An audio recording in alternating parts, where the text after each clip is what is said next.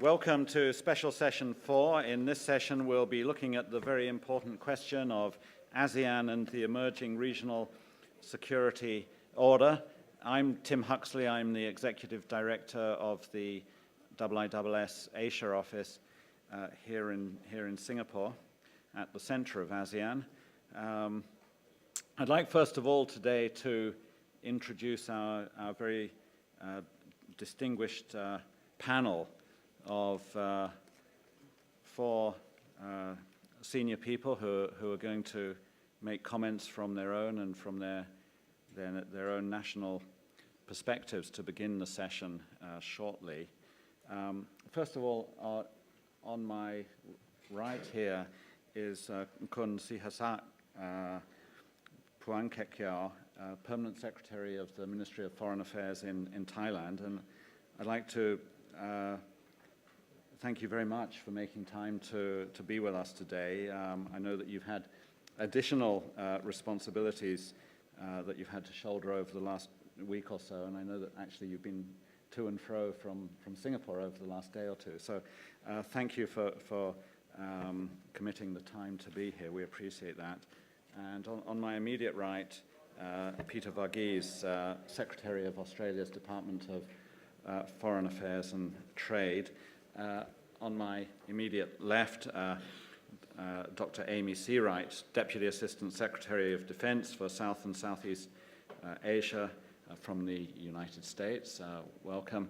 And I shouldn't say on the far left, but next along, Dr. Dino, Patti, Djalal, who is listed with the rather generic title of Senior Diplomat in the Indonesian Ministry of Foreign Affairs.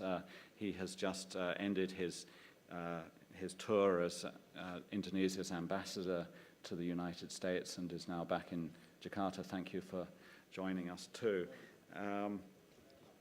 The subject for discussion in this special session is ASEAN and the emerging regional security order. I'd like to spend just a few minutes, I've allowed myself 3 or 4 minutes, to talk about our intent in putting this subject on the agenda and to talk about what we see as the main questions.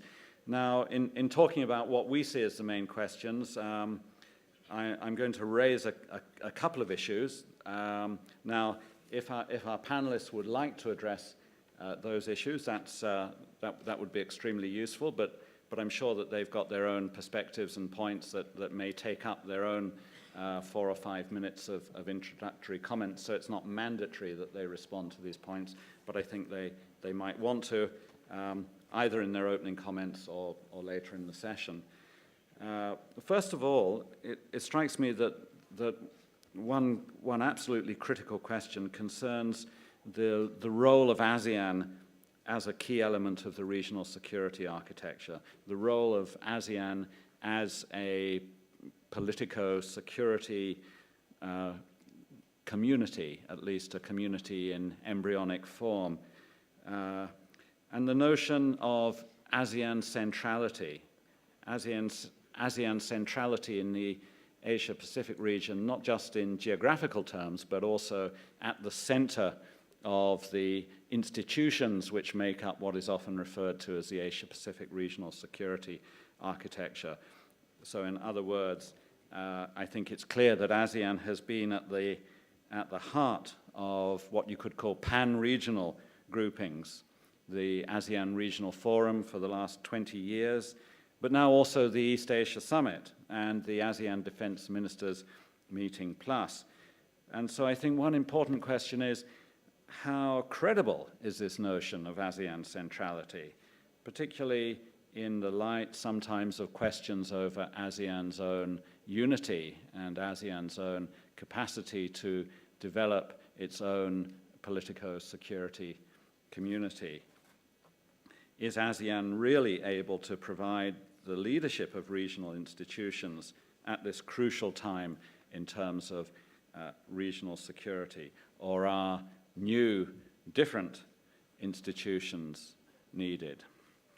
The second question, perhaps rather more fundamentally, questions the importance of institutions in constructing a regional order that is stable and able to provide reliable security for the Asia-Pacific region? Is there a case to be made that while institutions might have a role in building confidence and perhaps in, I suppose you could say, administering a system of regional order, is the basis for that order actually founded on a regional balance of power and on agreements amongst the most powerful states involved in that balance? Clearly, that's a very controversial question, and it has implications for the role of ASEAN, but I think it's a question that needs to be asked, if only to be rejected out of hand. So with those two big questions in mind, I'd now like to invite our four speakers to each make their opening remarks, lasting no more than 5 minutes each, and then I anticipate that will leave us with about 50 minutes for questions and answers, and also for other delegates here to make their own brief points and to contribute to the debate. So first of all, I turn to Kun Sihasak from Thailand. Thank you, Tim, and it's a great pleasure to be here and to take part in this panel discussion together with a number of distinguished speakers. You've raised a few important issues, and I'll try to address them in the context of the emerging regional security order and the role of ASEAN. But of course, I know that some of you would want to ask me about the current state of Thai politics. I'll be happy to do that during the question and answer. Okay. I think before we address the subject of the emerging regional order and the role of ASEAN, perhaps we should look at the current strategic landscape and how it's evolving. I like to use the term dichotomy when it comes to the strategic regional landscape. On the one hand, in terms of geoeconomics, things seem to be going the right way.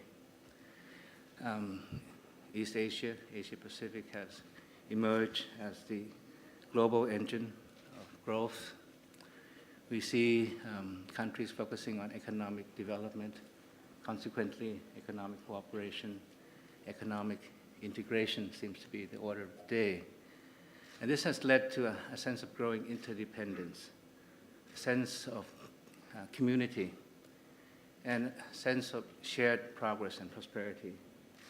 And I think this has helped to underpin peace and stability in the region. There is a recognition that we need to maintain a peaceful external environment so that we can concentrate on promoting economic development. But on the other hand, if you look at the geopolitics of the region, I think things doesn't seem to be going the way it should be going. We see more competition, we see more rivalry, and I think more uncertainties out there. We have the rise of China. Of course, we believe it's a peaceful rise. But the assertiveness of the Chinese, especially with regard to the South China Sea issues, have not helped to allay those concerns. We see the strategic rebalancing, the so-called pivot of the United States. We believe that the role of the United States is important in terms of providing the stabilizing influence and helping to maintain the equilibrium of power in the region. But at the same time, of course, we wonder whether the United States is able to have a sustained engagement in the region, given its many priorities and given the state of domestic politics within the United States. We're also a little bit concerned, I think, with the emphasis on the alliances and the military dimension of the strategic rebalancing, because that implies, or that gives an appearance of containment. We see a Japan that is revitalizing its economy. We welcome that, but also revitalizing its security role. And of course, we see Japan pursuing a more nationalistic course in its foreign policy. India wants to play a bigger role. Its principal concern, I believe, is with maritime security, and it wants to be part of the region's prosperity. So I think we see the shifting geopolitics of the region, and how we manage the geopolitics of the region will have tremendous bearing upon the regional security and the kind of regional security order that we want to see emerging. Of course, and then we have the flashpoints, Korean Peninsula, South China Sea. And these flashpoints have been made more difficult to manage, to resolve, because of the geopolitics, the current geopolitics in the region. Now, what kind of regional security order do we seek, and what is ASEAN's role in that order? Of course, ideally, we want a rules-based, we want an inclusive, we want a stable regional order. But one thing is clear is that given the diversity of the region, there is no overarching structure or design when it comes to the regional order in the region. Perhaps it will be a multi-layered frame order, a patchwork of various arrangements. But I think what is most important is that we must promote this cooperative and comprehensive approach to regional security. And this approach is reflected in what we call the ASEAN-led multilateral institutions, multilateral fora and processes that have been initiated by ASEAN, such as I think all of you are familiar with these processes, ASEAN +1+3, the ADMM+, ARF, EAS. But we have to make these processes and fora relevant to the security challenges of the region. And second, in terms of the regional security order, what is crucially important is stable and harmonious relations among the major powers, in particular the triangular relationship between the United States, China, and Japan. Now, early on, I think the relations between the US and China was of great concern to us, but I think they're now trying to arrive at a modus vivendi, a new model of relationship. And I think they've realized that too much is at stake to allow the relationship to rupture.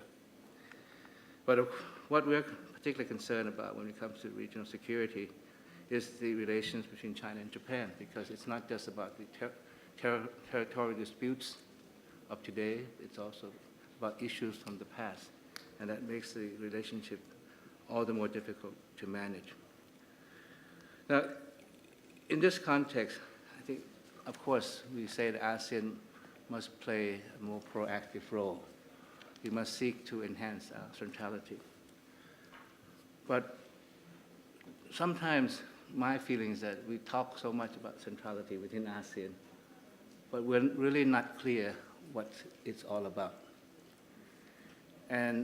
But one thing we recognize that our centrality has been eroded when we could not come up with a common position regarding the South China Sea. So we're discussing this, what is ASEAN centrality? How can we enhance ASEAN centrality?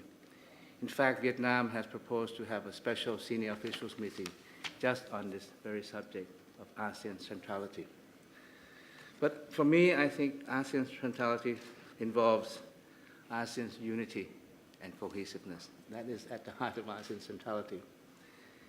And it must also be reflected in our ability to be in the driver's seat when it comes to all these ASEAN-led processes. We just cannot be the chauffeur. We must drive these processes. Sometimes we meet, we talk about the schedule, but we don't have enough time to talk about the substance or the direction, let's say the EAS. Second, ASEAN must have the capability to constructively engage the major powers. Each major power has a constructive role to play in the region. First, the United States, we need the US presence as a stabilizing influence, as I mentioned. We have to recognize China as a growing power At the same time, that we have to convey the message that we expect greater responsibility, a more responsible role on the part of China as well. We welcome the greater contribution by Japan to regional security, but we believe that such contribution must be anchored in the US-Japan security alliances. So we really want to see stable relations among the major power, and ASEAN must constructively, actively engage the major power. Now, the challenge for ASEAN, especially when it comes to centrality, and this is my last point, is that with increased competition among the major powers, our unity will be subject to test. Now, ASEAN can no longer be neutral when it comes to the major powers. At the same time, we cannot be seen as taking sides. But we cannot be seen as refusing to take positions as well when it comes to issues of peace and stability of the region. So this is a challenge for ASEAN, to show centrality, to maintain unity, to take positions in such a way that really advances what we can perceive to be the interests of ASEAN and the interests of peace and stability in the region. Thank you very much. Thank you very much indeed. You provided an excellent survey of the security challenges that face the region, and particularly of the challenges facing ASEAN. And I think that's a great introduction. Thank you very much. And now I turn to Peter. Well, thank you very much, Tim, and thank you for the opportunity to participate this afternoon.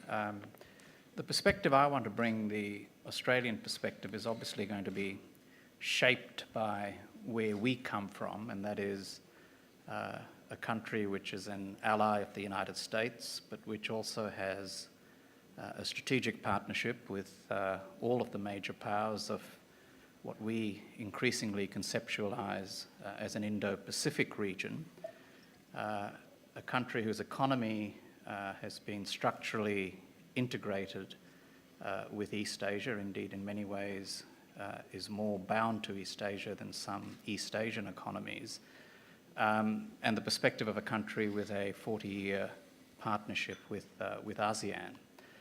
I think the meta challenge in terms of regional security can be reasonably simply stated, and that is, how do you maximize your economic opportunity and minimize your strategic risk in an environment where economic weight is shifting in a way which profoundly affects strategic weight.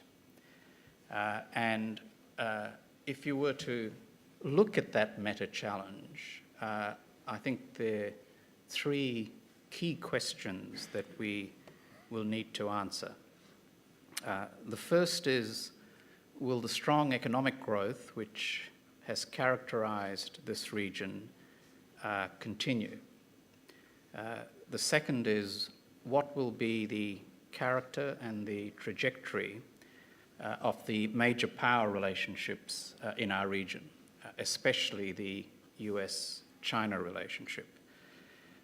And thirdly, and I think this is probably the most important in terms of regional institutions, is what will be the strategic culture of the region?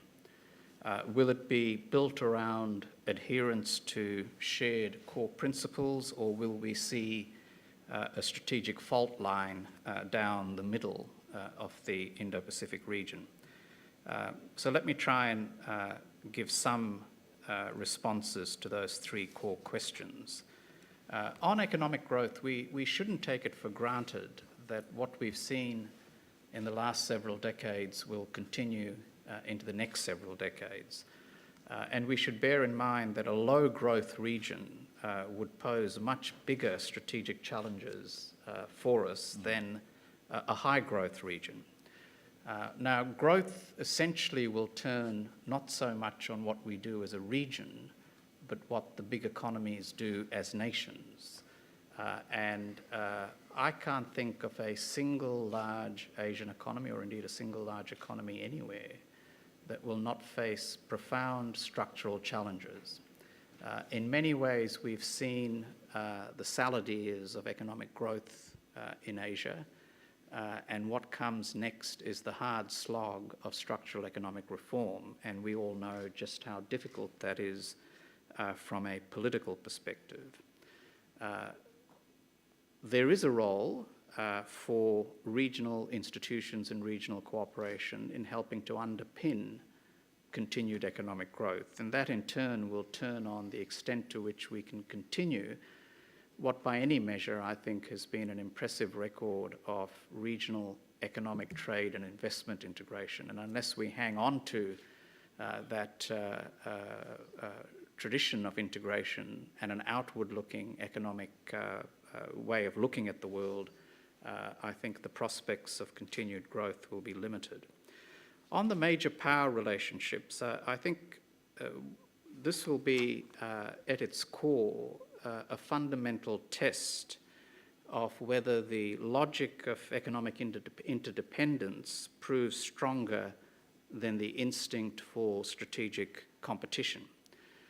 Because at the heart of all of our strategic challenges in the region is this inherent tension between economic interdependence, the product of globalization, and a strategic map which is built on historical animosities and historical rivalries. And I don't think anyone can assume that the logic of interdependence will always triumph, even though the logic of interdependence can often be very strong. And indeed, one only has to look at the last great global age of economic interdependence, the early part of the 1900s, to see that it ended in strategic tears. On the third question of the strategic culture of the region, this more than anything else will be shaped by regional institutions. And clearly, ASEAN has an important role to play. And in our view anyway, the East-Asia Summit probably has the greatest potential as a regional institution. Now, the thing about institution building is that it is not a reflection or doesn't follow the gradient of power. Institution building can give space to middle powers, and it can give space to activist powers, which doesn't necessarily flow from their own strategic and economic weight.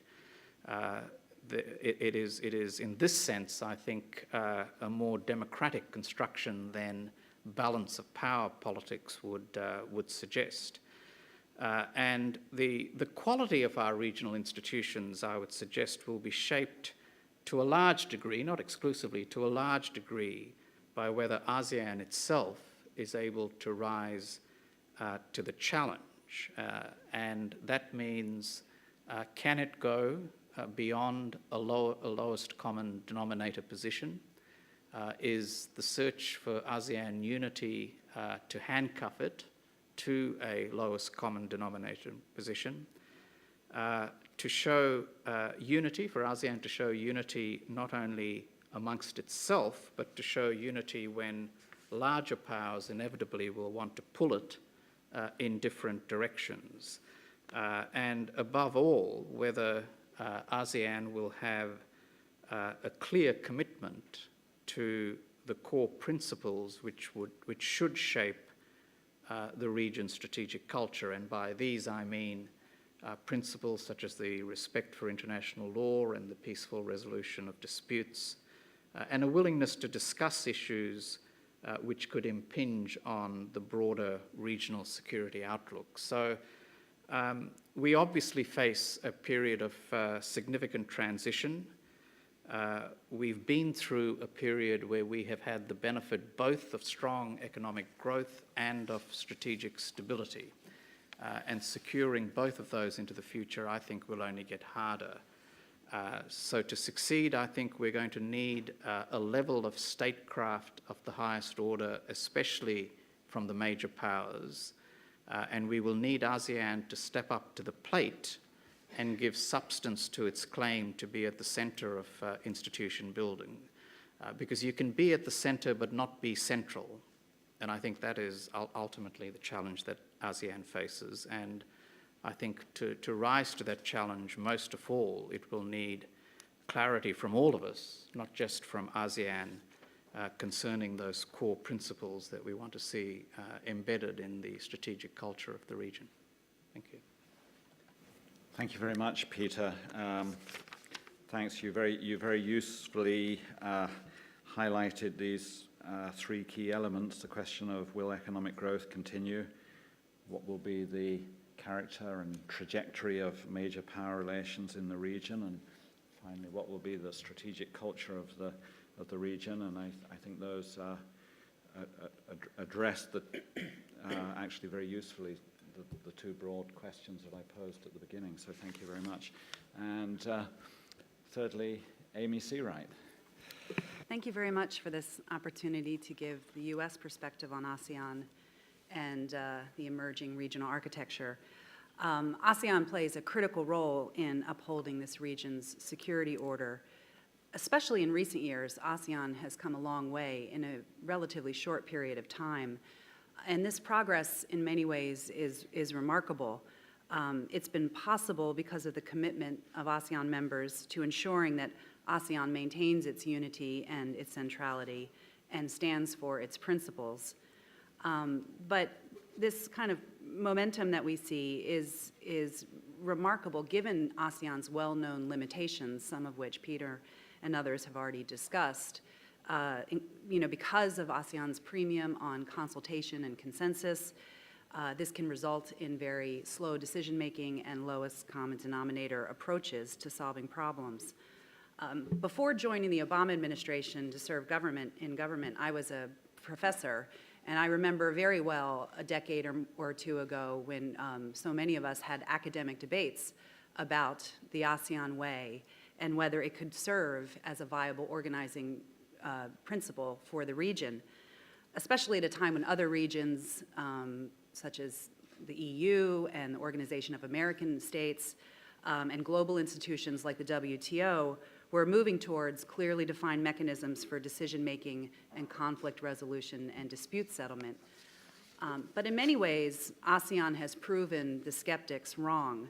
And this is due in large part to the commitment that ASEAN countries have made to each other over the years to make ASEAN an organization that not only respects each other, but respects and upholds a rules-based international order.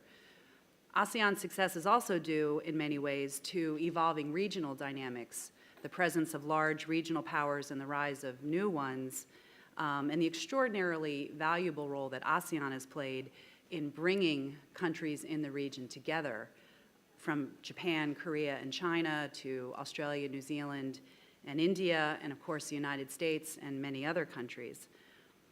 ASEAN has set the stage for regional cooperation by developing a network of cooperative institutions that are inclusive and focused on working towards a shared regional vision of stability, peace, and prosperity.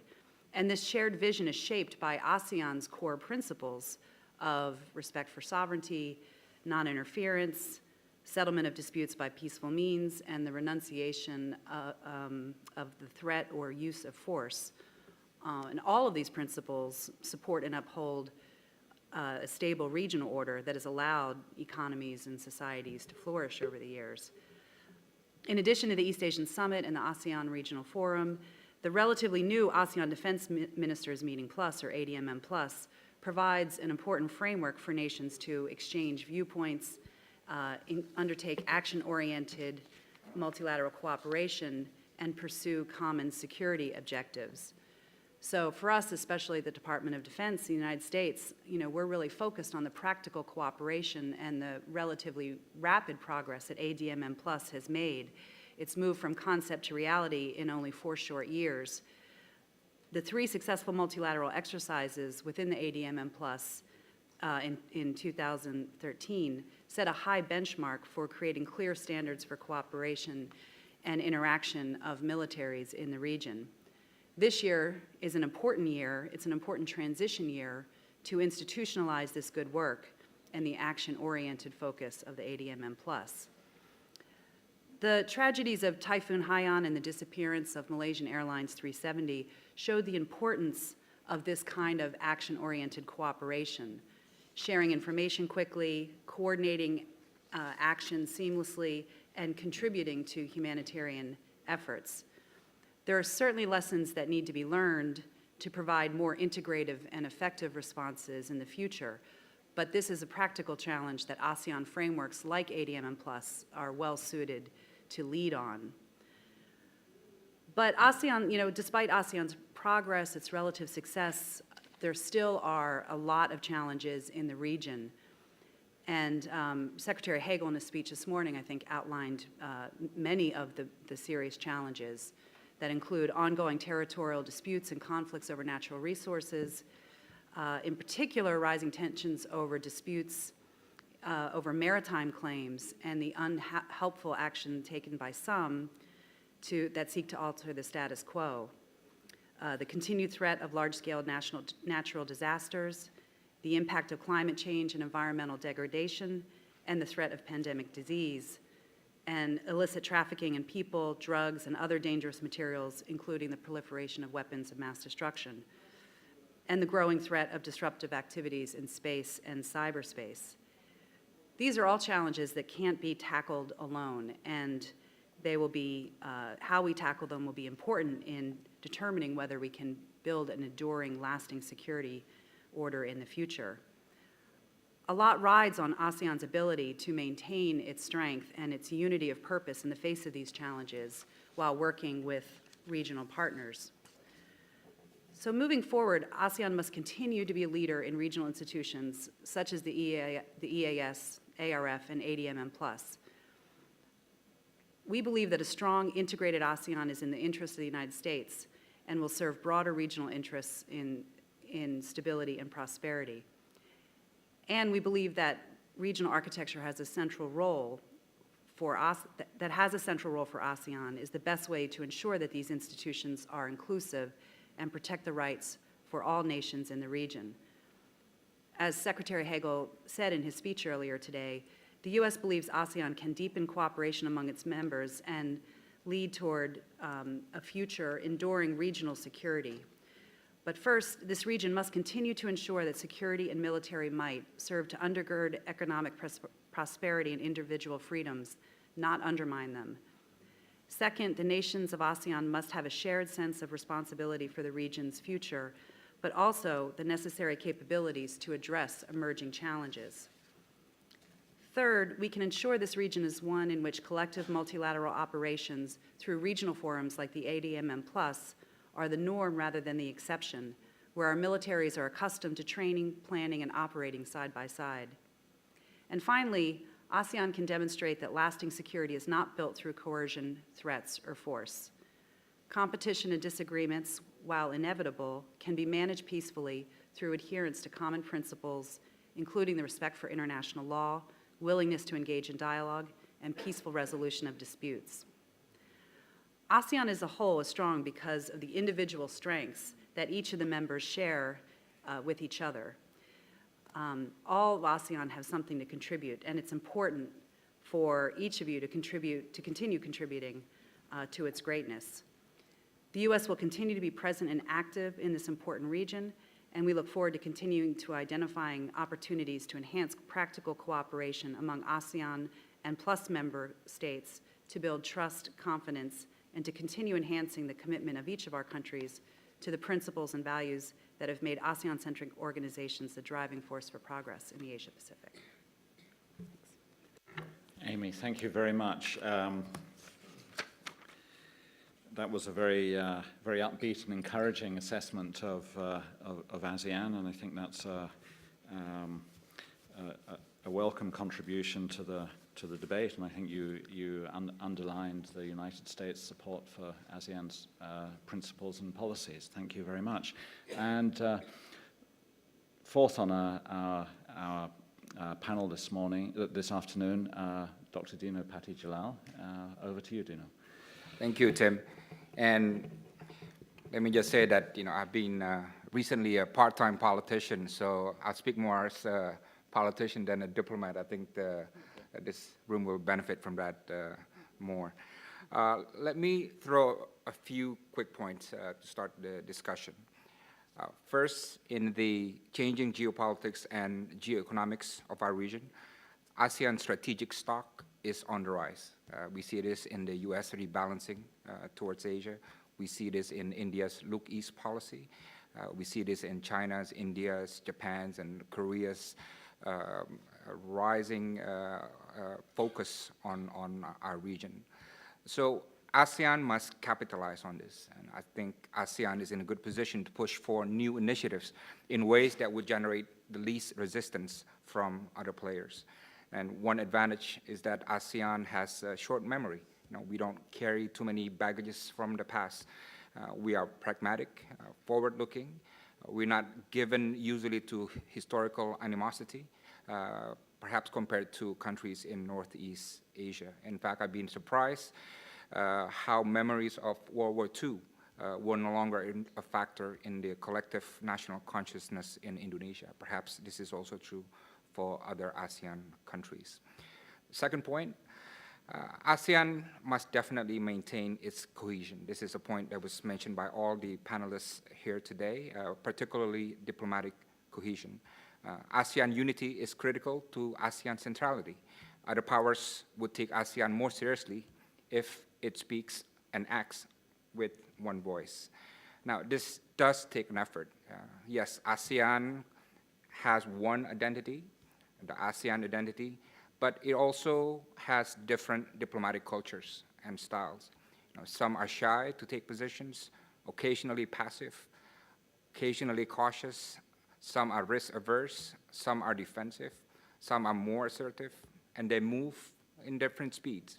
And you see this variation in the summits, in foreign ministers' meetings, in SOMs, and even in the ambassadors' committee where I took part in when I was in Washington, D.C. But one interesting point about this that I see is that ASEAN does not know full well how to handle China. It knows how to handle the United States. It knows how to handle Japan. We have much longer history of relations with the United States and Japan. But handling China right is still an open question for ASEAN. I find it, as a diplomat, it's easier to say no to the United States than it is to say no to China. Third, ASEAN must implement its action plans for the ASEAN community. Things are not going slow, but it's definitely not going as fast as they should. In the ASEAN Political Security Action Plan blueprint, I'm informed that 78% of the action plan have been achieved, 12% implemented, and 66% are still ongoing, right? And the rest have not been implemented. And we still have only a few months before 2015 when ASEAN community actually takes place. If ASEAN does not deliver on its action plans, it will lead to a credibility issue, and this will affect ASEAN centrality.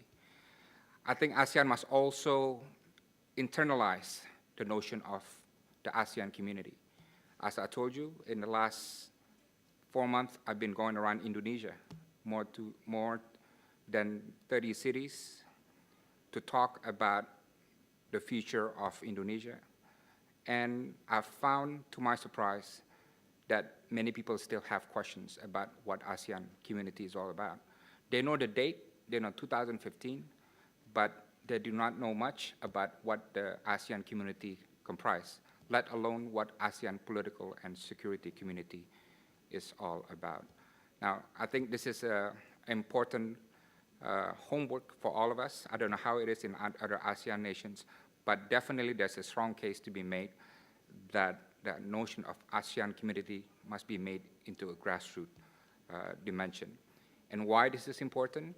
From Indonesia's angle, people-to-people dimension is not just of economic relevance. It's also of political and security relevance. In the old days, Indonesia had its decades of cruelty and violence. We had times when there were hundreds of people who were shot to death, and it would be news but not a big deal. But now, if something like that were to happen, it would be huge public outcry. And it is because the society's conditions have evolved to such a point whereby they cannot tolerate human rights violations. So the conditions of democracy and human rights, grassrooted conditions in Indonesia have made human security much more protected. And this is a dimension of people-to-people contact that sometimes is overlooked when it comes to promoting security. Another point, and this relates to points mentioned by other panelists about how ASEAN should push its agenda. I personally think ASEAN should be more embracing of what I would call positive brinkmanship. Yeah. Not brinkmanship in a negative or reckless way, not promoting conflict or raising tension, but brinkmanship in a positive way, to be willing to push the limits, to challenge old ways of doing things, to push back, to take more risks, and create new space, perhaps in a more forceful way. In this way, I think perhaps it's time for ASEAN to push harder in the ARF context so that ARF is not stuck on its confidence-building mode. Perhaps ASEAN should push harder so that the code of conduct would be a real and practical way to manage tension and dispute in the South China Sea. But it does require some degree of changing the diplomatic culture of ASEAN. It is okay to be bruised once in a while if it is for a more positive outcome. Finally, I think one of the significant ways forward for ASEAN to help promote regional security order is by way of ensuring the Indo-Pacific Treaty. This was discussed at Naypyidaw. This would be a long-term aim, but the completion of the Indo-Pacific Treaty would establish much greater predictability for the region and promote a more solid and stable security architecture for the region. Thank you. Dino, thank you very much indeed. We've had four excellent presentations, which I think are all highly complementary to each other with different national perspectives, but a lot of common ground nevertheless. We now have about 35 minutes for discussion. What I propose is that we have 2 rounds of questions. I anticipate that we might have perhaps 4 or 5 questions in each round, and so I'd ask you now if you'd like to make a point or ask a question, if you could please put your nameplate in vertical so I can see it. I'll just make a list of the first round, and then I'll tell you who I'm going to point to.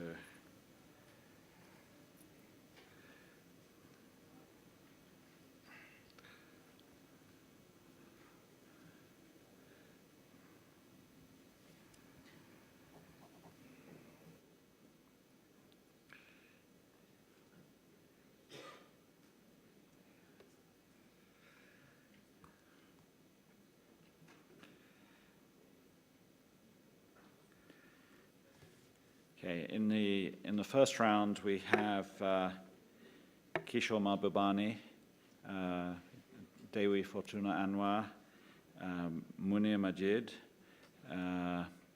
Mr. Everts, and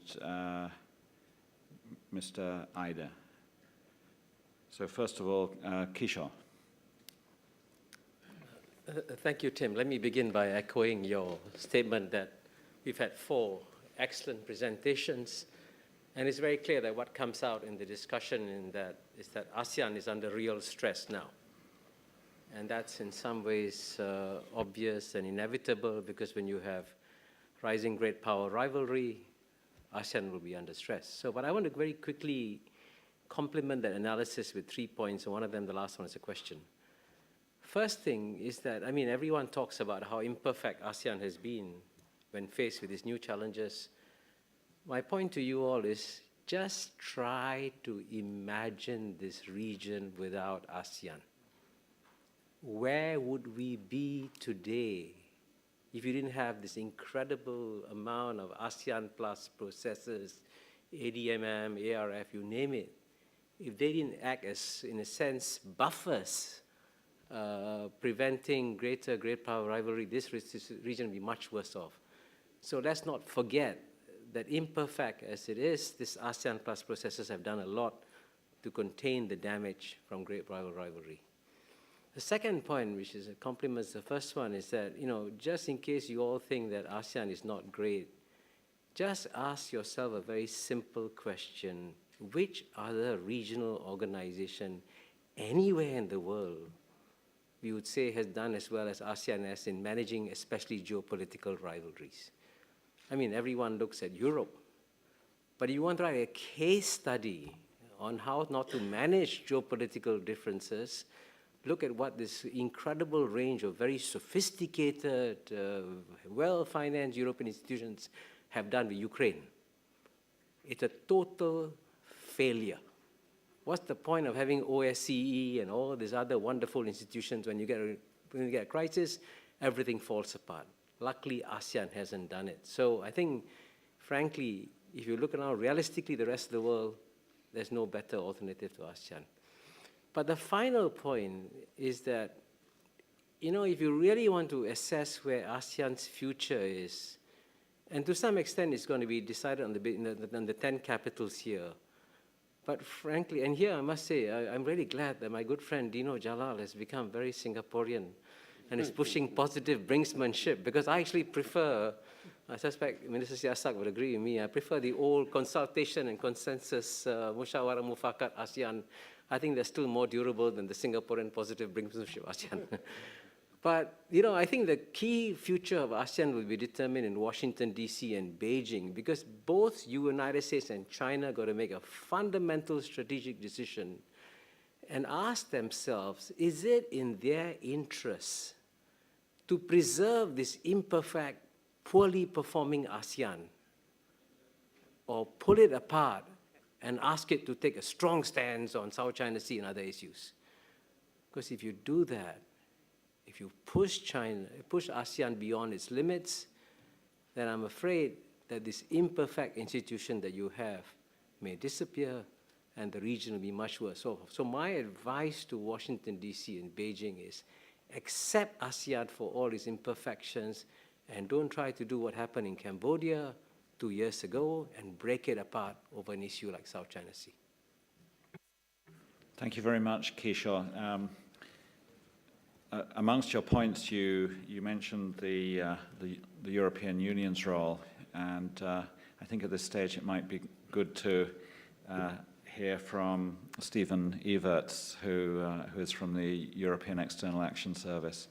And you might want to respond to Kishore's point about Europe, as well as make your point or ask your question of the panel regarding ASEAN and the Asia Pacific. Thanks, Stephen.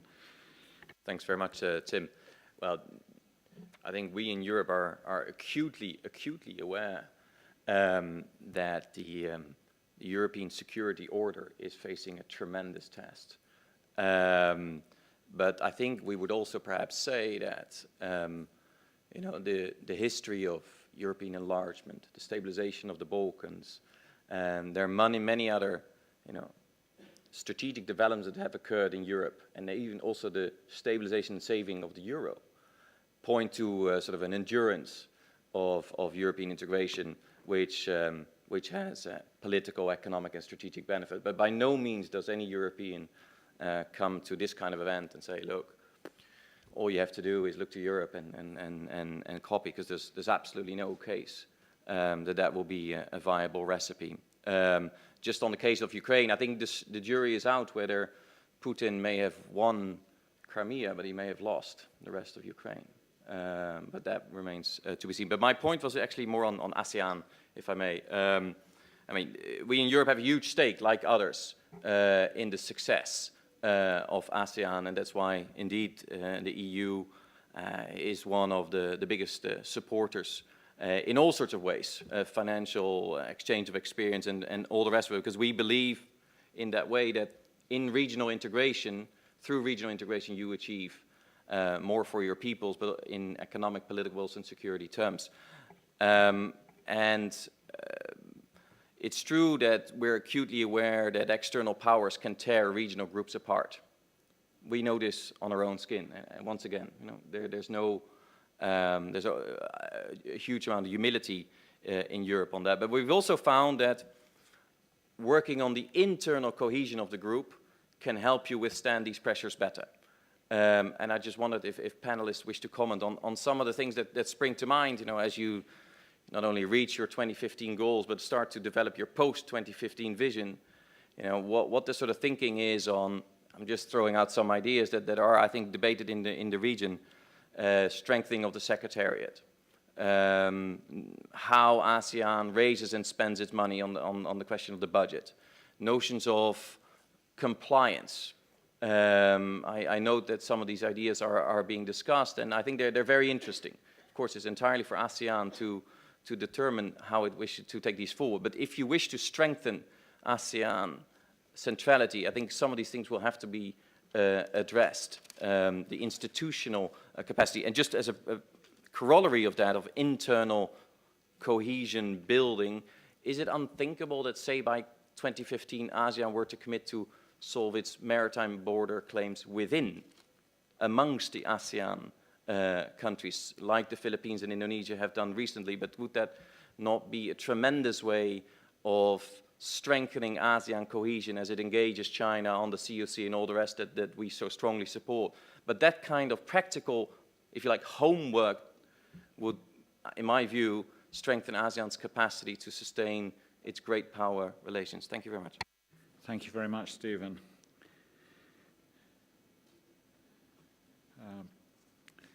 Dewi. Thank you, Tim. I've really enjoyed the four panelists, and of course all the question. Patti has made it very clear, you know, about the role of ASEAN, and have given important warning to Washington to be patient with ASEAN nuances. But I must say that I'm not too worried about the various stresses that ASEAN has faced, whether it's from the external environment or from the internal environment, because if we look at the history of the association, in fact, ASEAN floundered when there was no crisis. In fact, remember, we got very worried in case after the Cambodian crisis, what next? So thank God for the South China Sea, you know, because we were a bit worried that we would not have anything to do. But joking aside, the fact of the matter is, after every crisis, I think ASEAN is a learning organization. It has been able to reinvent itself. But Kishore, I'm actually more worried about the internal crisis that we have, because while some of the older guards in ASEAN are quite, in fact, rightly warning us about, you know, don't be too impatient with ASEAN, do not push ASEAN to be too vigorous, and so on. Amongst the younger leaders, amongst the younger generation, I'm afraid that they're taking stability for granted. Most of the younger generation, the 40-year-olds, did not remember confrontasi anymore. Did not really remember the balkanization of Southeast Asia. And they, you know, they expect more of an organization like ASEAN. And rightly or wrongly, they do benchmark themselves with the EU and so on, although the EU has not been doing too well lately. And given the fact that in Indonesia, as Dino has been saying, that the voice of the people, civil society, in parliament, the media are very, very powerful, and they do put a lot of pressure on our ministry and so on. There is a danger that if ASEAN is taking the minimalist way out and trying to still be a minimalist organization without a strong secretariat, without the ability to enforce compliance on certain principles, there's going to be a lot of disinterest In fact, if you read the Jakarta Post, there are those who have already espousing, Indonesia should just keep a minimal support for ASEAN. If ASEAN is not willing to push more seriously toward the idea that would ensure that it is compliant to the ASEAN Charter. And I think that voice should be taken seriously. Frankly, within the Dino would know that foreign policy is not really a major issue in political debates. And when there is not such a nurturing attitude toward ASEAN, there could be danger. So in this sense, I said, we have to pay, in fact, more attention to the disenchanted voices within our own region. Those who are pushing for more tight ASEAN, I think, should be given proper attention. Thank you very much. Munir Majid. Thank you, Tim. Kishore says an imperfect ASEAN is better than no ASEAN at all. There's no doubt about that. The question is whether an imperfect ASEAN can meet the present challenges, geopolitical changes that we are facing adequately, and what must be done to face those challenges adequately. I think everyone says that ASEAN is central. The US says so. China says so. In fact, it would have been good to have had a Chinese perspective from the panel in terms of future of ASEAN as well.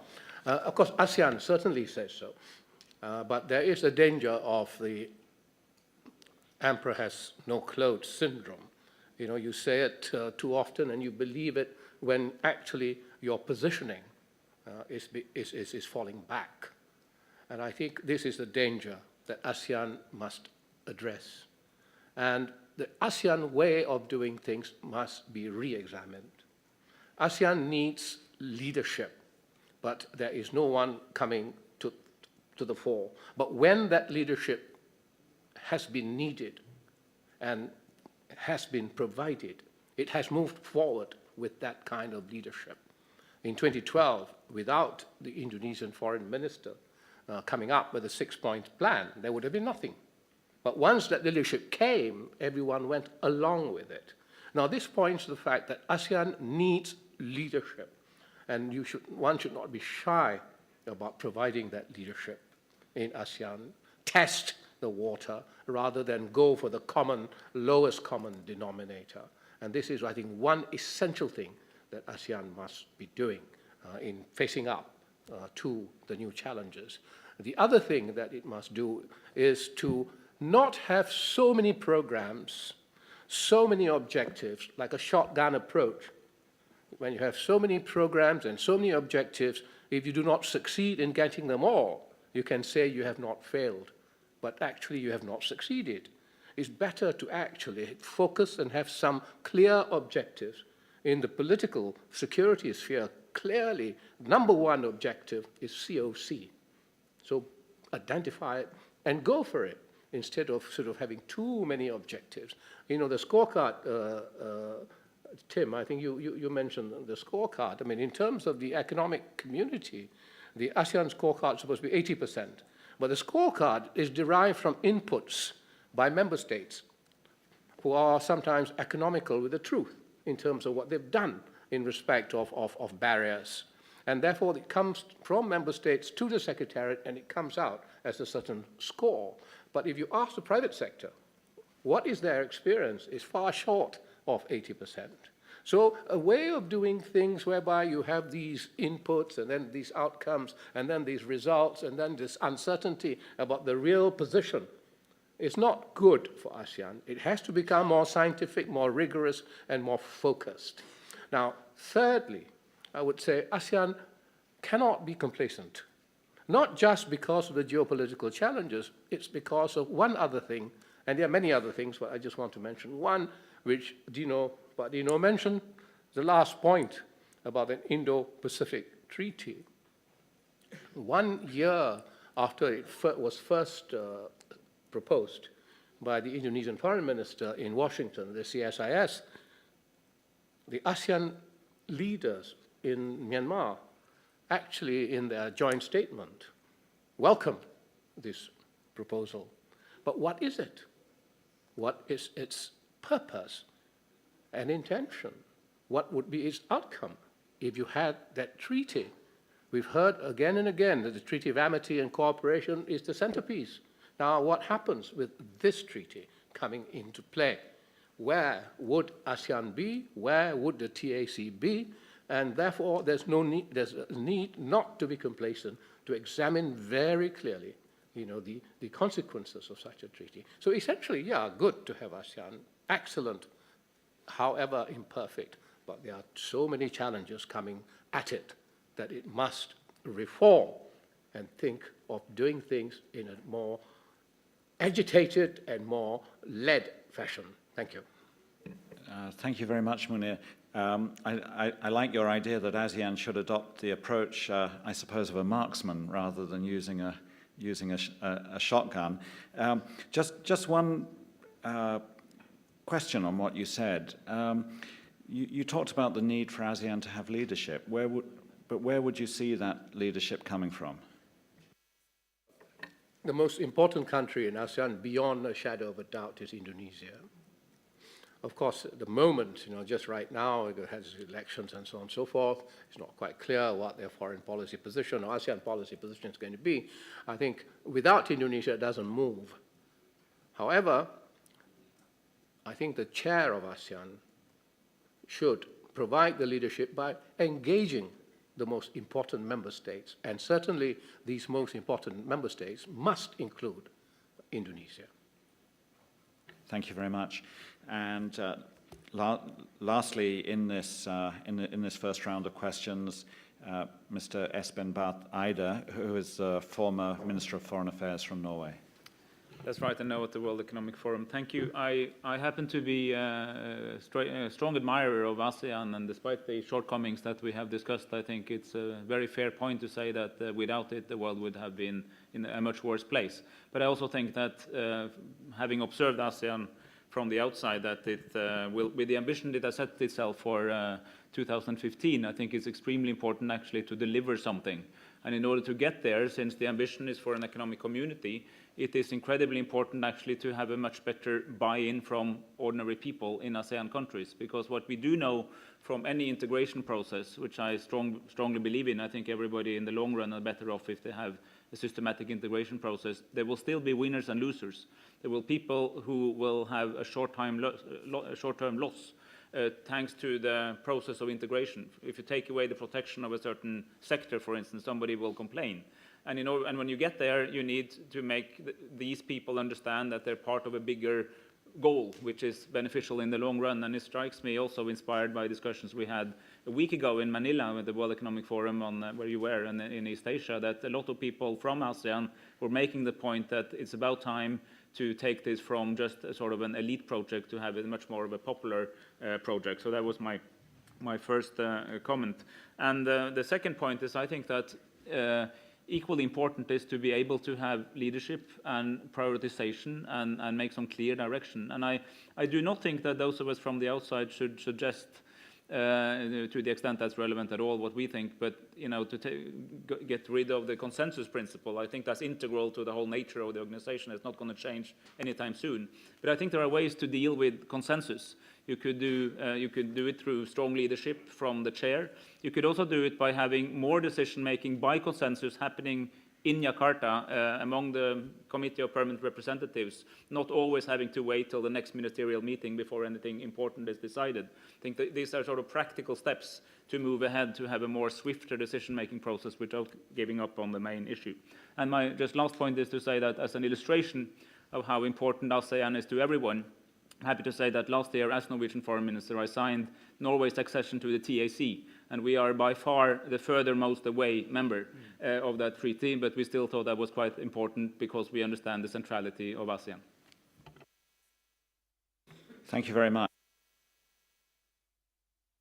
I'd now like to give each of our panelists the chance to respond, and I think in the reverse order from the order in which they gave their presentations. So that means starting with Dr. Dino. Maybe I won't answer all the questions, but I'll pick the ones I remember. Absolutely fine. Stephen,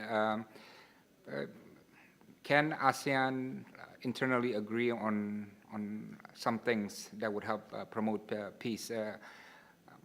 And you mentioned the maritime borders. I think it will take a long time, maybe not in our lifetime, for these maritime borders to be resolved. But there is one particularly helpful thing that can be done. We discussed this, Mr. Elder, in World Economic Forum when I asked an ASEAN claimant its country's position on joint development. And the answer was quite wishy-washy. And I think if you ask any of the ASEAN claimants, what do you think about joint development? They will say, well, we don't want to do it bilaterally with China, right? But beyond that, what? Yeah, will they be willing to do it in multilateral way among the 4 ASEAN claimants and what and where and so on? I think if ASEAN claimants can come up with a more definitive answer to how they want to do joint development, I think that would be enormously helpful. And the fact is, at the time being, if you ask any of them, they don't have a clear answer. And the reason why is because I think the top leadership have not given the issue a thorough examination. I think this is something that has to come from the top. And secondly, again, on the South China Sea and how ASEAN can help move positions. And I agree with what Kishore has said, that ASEAN is relevant and can help move positions. And we see this in the code of conduct discussions now between China and ASEAN. Decades ago, there's no way that China would engage in this kind of talk. China preferred to deal with ASEAN, with the claimants one by one on bilateral basis.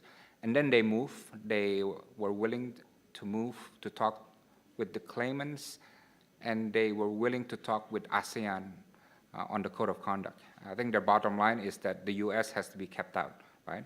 So, but they were willing to move from their previous positions and now to accept talking to ASEAN to devise a code of conduct. So I think ASEAN has been quite useful in moving the positions of China on this issue.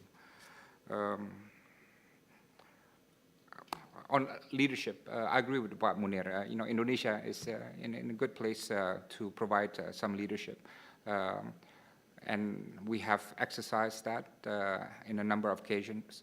But I think we also like to see some eclectic leadership, Munir, in the sense that Indonesia cannot shoulder all the burdens of leadership in ASEAN. I think there are certain areas where certain countries can take the lead on certain issues, and other countries can take the lead on other issues, and we are perfectly comfortable with that. So I think, yes, Indonesia can lead, but eclectic leadership also works for us.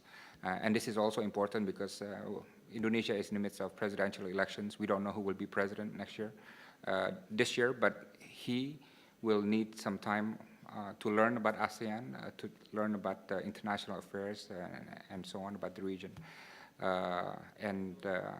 So I think the eclectic leadership will help then. Okay. Maybe I'll stop there. Yeah. Thank you very much, Dino. Amy Searight. Thank you. Well, I enjoyed listening to all of the comments so far. Let me address the first one about Washington needs to be patient and accept ASEAN imperfections. I would say that Washington is patient and does really accept ASEAN's strengths and its weaknesses. I briefly served in the State Department a little bit over a decade ago in 2003. During that time, there was a lot of debate about our approach to the region, whether we were sufficiently engaged in the right institutions. And at that time, many government officials expressed a lot of frustration with ASEAN and ASEAN-centered institutions, and many made outright the argument that we should not be, the United States should not hitch its wagon to ASEAN institutions because they are so slow, they are so, they're not very results-oriented, they're just talk shops. And so there was this real debate about which direction we should go. A little bit over a decade later, there's no debate. I mean, everybody in government agrees wholeheartedly that, that ASEAN is the relevant institution and framing principle in the region. Everyone still understands ASEAN for what it is and what it isn't, but we've accepted ASEAN, and I think you've seen that in in everything from the rebalance to the Asia Pacific to all the ways that we're implementing the rebalance for, having, my Secretary of Defense, Secretary Hagel, has come to the region, as he said this morning, 5 times in 13 months. And you see that across our government, including President Obama himself, who was just here. So we've, accepted that we need to show up. We need to participate in dialogue and support ASEAN in whatever way that we can and make ASEAN really the centerpiece of our Asian strategy. And that is what we have been doing for several years. So I think we completely accept ASEAN's imperfections, as it were. And I just question a little bit the premise of the comment, which is that it's great power rivalry that is the greatest, that is pulling ASEAN apart or is a great danger. I mean, I would just pose the hypothetical that if the United States was not engaged, not terribly interested or engaged in ASEAN, if Japan and India were not participating in ASEAN institutions and very engaged, if it was really just China and ASEAN, for example, over the past decade, actively engaged, would ASEAN be more unified? Would ASEAN be stronger? Would ASEAN's interests be better protected? I mean, I think the wonderful thing about ASEAN is that it has pulled all these countries together to work in a cooperative framework. But we, the United States certainly sees our role, and we are told almost across the board all the time by all of the ASEAN members that they want our role to be to support ASEAN, to provide statements of support when we can. We're often asked to intervene more actively than we do on certain things. But I don't quite see how U.S. participation, U.S. engagement with ASEAN is what is causing the stress on ASEAN. Thank you very much, Amy. Peter. Thanks, Tim. Because we're running out of time, I'll just make 2 very brief points.